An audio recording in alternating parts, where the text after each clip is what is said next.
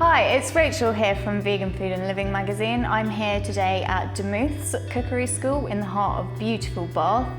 Today I'm going to be showing you how to make a no-bake creme brulee with salted caramel. This is a perfect dessert to try. So today we're going to start with making the salted caramel base. We're going to be using medjool dates for this because they have a lovely sweet caramelly flavour. You can use any kind of dates that you'd like. If you're using a smaller size of date, you'll need more, around about 200 grams. I'm going to put half a teaspoon of salt in. This just really helps to balance out the sweetness and actually helps the sweetness shine through, really. I'm going to be using this lovely coconut nectar, which is a great honey replacement. So we're just going to do 2 tablespoons of this because the dates are naturally very sweet, so you don't really need any more than that. I'm just going to pop a touch of water in as well, just to help things get moving. I'm just going to use a little bit just to start it off. You can add more if you need it later. Pop the lid on, make sure it's on nice and tight, and off we go. Because I'm not using very many dates, you have to tamp it down a few times. Just give that one more go, I think. So now I'm going to pop the salted caramel into my ramekins.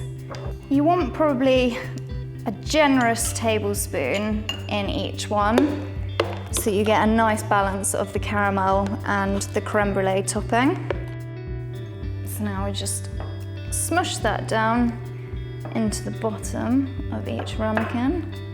Doesn't have to be perfect, just as long as you've covered all of the bottom. So now we've done the salted caramel, we're going to move on and I'm going to show you how to make the vanilla creme brulee cream, which is going to sit on top of the caramel. This is really, really simple to make. You just use cashews as your base.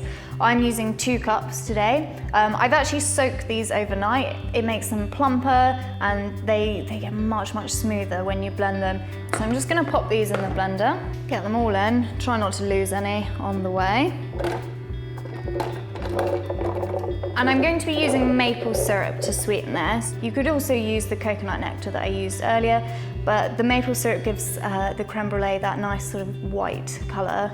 So I'm just doing 5 or 6 tablespoons here.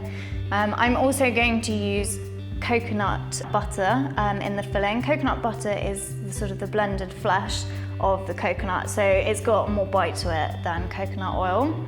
So I've just melted this so it'll blend easier in the blender. Just get all of the good stuff in. I'm using a little bit of coconut oil as well to hold it together. If you prefer a more sort of traditional silky texture, more custardy, then feel free to leave this out, but I like to add a little bit in.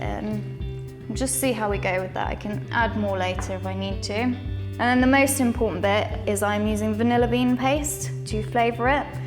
So I'm going to be quite generous with this. I'm going to use a teaspoon and a half, I think. And then I'm just going to be using almond milk to loosen it up. I'm going to put in about half of what I have here and see how we go with that.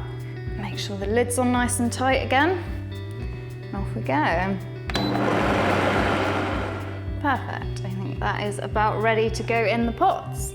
So I think this makes quite a lot of filling. So I've only got 4 ramekins here, but really this will make about 6 creme brulees. So these are now ready to go into the fridge. I'm going to leave them there for about a couple of hours to solidify. So now we've got our creme brulees out of the fridge. They're nice and solid and they're ready to go with the caramelised sugar. This is the most fun bit, but also a little bit scary. So we've actually moved over to a stainless steel table so that we don't catch fire to the wooden tabletops. So I'm going to be using coconut sugar today. And I'm going to be quite generous with this. These are indulgent desserts, so go all out with the sugar. Don't scrimp on this because you want it to caramelise up nicely, so you do need a reasonable amount of this. Make sure it's nice and even. Perfect, so now we are ready to get our blowtorch out and have some fun. If you don't have a blowtorch, you could put these onto the grill for a minute or 2. So I'm just going to keep the blowtorch moving so it doesn't get too hot in one area.